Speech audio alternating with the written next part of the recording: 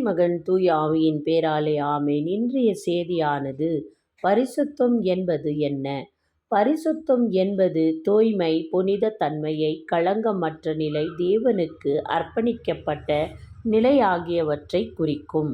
இது உலக பற்றுதல்களை விட்டுவிட்டு இறைவனுடைய கட்டளைக்கு கீழ்ப்படிந்து அவருடைய வழிகளில் நடப்பதாகும். அதாவது நம்முடைய இருதயத்தில் செயல்களையும் வாழ்க்கையும் கர்த்தருக்கு வாழ்ந்ததாக மாற்றுவதே பரிசுத்தமான பைபிளின் போதனைகளை குறிக்கின்றன.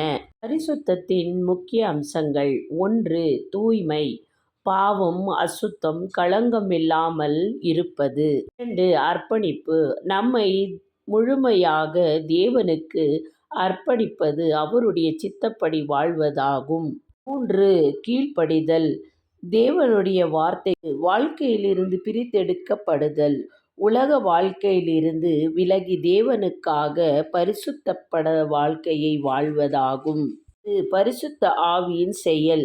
பரிசுத்த ஆவியானவர் உதவியோடு நம்முடைய சுபாவ குணங்களை உதக்கி கிறிஸ்துவின் வழியில் நடப்பதாகும். பரிசுத்தம் என்பது வெளிப்புற தோற்றம் விட நம்முடைய உள்மனதின் வாழ்க்கையின் ஒவ்வொரு கணத்தையும் தேவனுக்காக புனிதப்படுத்துவதே ஆகும். ஆமேன்.